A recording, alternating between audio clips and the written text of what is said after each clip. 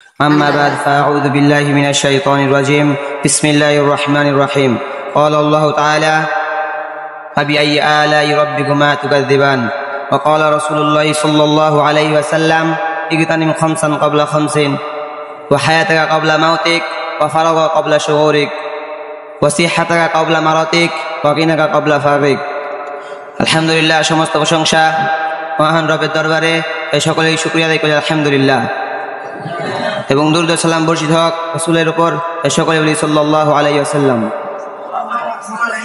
আজকে আমার যে বিষয় তা হলো নিয়ামত। আল্লাহ তাআলা যদি তৌফিক দান করেন উক্ত বিষয়ের উপর সংক্ষিপ্ত কিছু আলোচনা করব ইনশাআল্লাহ ওয়া মা তাওফিক ইল্লা বিল্লাহ।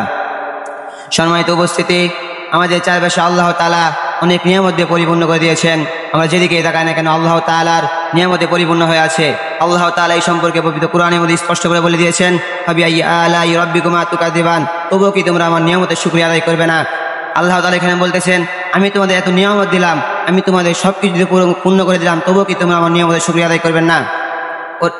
আল্লাহ তাআলা পবিত্র কোরআনে অন্য জায়গায় বলতেছেন লাইন শাকারতুম লাযিদান্নাকুম ওয়া লাইন কাফারতুম ইন্না আযাবি লাশাদীদ, যে ব্যক্তি আমার নিয়ামতের শুকরিয়া আদায় করলো আমি তার নিয়ামত বাড়িয়ে দিলাম, আর যে ব্যক্তি আমার নিয়ামতের শুকরিয়া আদায় করলো না তা আমার আযাব অতি ভয়াবহ। আমরা আল্লাহ তাআলার সকল নিয়ামতের শুকরিয়া আদায় করবো, আল্লাহ তাআলা তাহলে আমাদের নিয়ামতকে বাড়িয়ে দিবেন। আর আমাদের মধ্যে যে ব্যক্তি আল্লাহ তাআলা নিয়ামতের শুকরিয়া আদায় করবে না সে তার উপরে আল্লাহ তাআলার আযাব পতিত হবে। এই সম্পর্কে রাসূল সাল্লাল্লাহু আলাইহি ওয়াসাল্লাম বলেছেন ইগতানিম খামসান ক্বাবলা খামসিন, পাঁচটি জিনিস আসার পূর্বে তোমরা পাঁচটি জিনিসকে গনিমত মনে করো। হায়াতিকা ক্বাবলা মাউতিক, মৃত্যুর পূর্বে জীবনকে তোমরা নিয়ামত মনে করো, কারণ আল্লাহ তাআলা এই জীবন আল্লাহ তাআলা দেওয়া এক অশেষ নিয়ামত। এই জীবন আল্লাহ তাআলা আমাদের দিয়েছেন তার ইবাদত বন্দেগী করানোর জন্য, কিন্তু আমরা এই জীবনকে হাসি খেলায় কাটিয়ে দেই। রাসূল সাল্লাল্লাহু আলাইহি ওয়াসাল্লাম দ্বিতীয় নম্বরে বলতেছেন ওয়া ফারাগা ক্বাবলা শুগুলিক, ব্যস্ততার পূর্বে অবসর সময়কে তোমার নিয়ামত মনে করো, কেননা যখন মানুষ ব্যস্ত হয়ে যায় তখন আল্লাহকে ডাকতে ভুলে যায়, আল্লাহ তাআলাকে স্মরণ করতে ভুলে যায়। এই জন্য যখন তোমরা অবসর সময় হবে তখন তোমরা আল্লাহ তাআলাকে স্মরণ করো, আল্লাহ তাআলাকে ডাকো, মানুষকে দ্বীনের দাওয়াত দাও। তিন নম্বরে আল্লাহ রাসূল বলতেছেন ওয়াসিহাতাকা ক্বাবলা মাউতিক ওয়াসিহাতাকা ক্বাবলা মারাতিক, অসুস্থতার পূর্বে তোমরা সুস্থতাকে নিয়ামত মনে করো। যে অসুস্থ সে বুঝে অসুস্থতার কষ্ট। আল্লাহ তাআলা আপনাকে আমাকে সুস্থ রেখেছেন আল্লাহ তাআলা, এই জন্য আমাদের শুকরিয়া আদায় করতে হবে।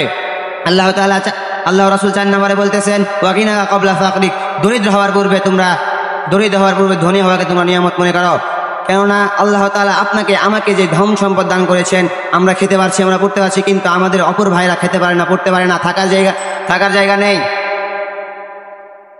আল্লাহ তাআলা আপনাকে আমাকে সম্পদ দান করেছেন দান করার জন্য, সদকা করার জন্য, গরিব মানুষকে খাওয়ানোর জন্য, কিন্তু আমি সেটা করছি না। আল্লাহ রাসূল 5 নম্বরে বলতেছেন বৃদ্ধ হওয়ার পূর্বে তোমরা যৌবনকালকে নিয়ামত মনে করো, কেন আল্লাহ তাআলা শৈশবকালকে নয়, আল্লাহ তাআলা বৃদ্ধকালের ইবাদত নয়, আল্লাহ তাআলা যৌবনকালের ইবাদতকে পছন্দ করেন। কেন আপনি সেই সময় একজন ততরা যুবক, সেই সময় আপনি আল্লাহর রাস্তায় জিহাদ করতে পারেন, সেই সময় আপনি আল্লাহকে মন করে রাখতে পারেন, সেই সময় আল্লাহ তাআলা আল্লাহ তো যেটা বলেছেন সেটা পরিপূর্ণ হিসাব বুঝেন, সেটা পরিপূর্ণ করতে পারেন। সম্মানিত উপস্থিতি, এইসব ছেড়ে আল্লাহ তাআলা আমাদের আরো অনেক নিয়ামত পরিপূর্ণ করে দিয়েছেন, সেই সব নিয়ামতের আমরা শুকরিয়া আদায় করতে পারি না। আপনি যদি আপনার শরীরের দিকে তাকান তাহলে আল্লাহ তাআলা আপনাকে যে শরীরে যে নিয়ামত দিয়েছে সেই নিয়ামতের শুকরিয়া আপনি করতে পারেন না, কারণ আল্লাহ তাআলা আমাদের সকলকে সম্পূর্ণ সমস্ত নিয়ামতের উপর পরিপূর্ণ হক আদায় করে নিয়ামতের শুকরিয়া আদায় তৌফিক দান করুক। তাই সকলে আল্লাহুম্মা আমিন। আসসালামু আলাইকুম ওয়া রাহমাতুল্লাহি।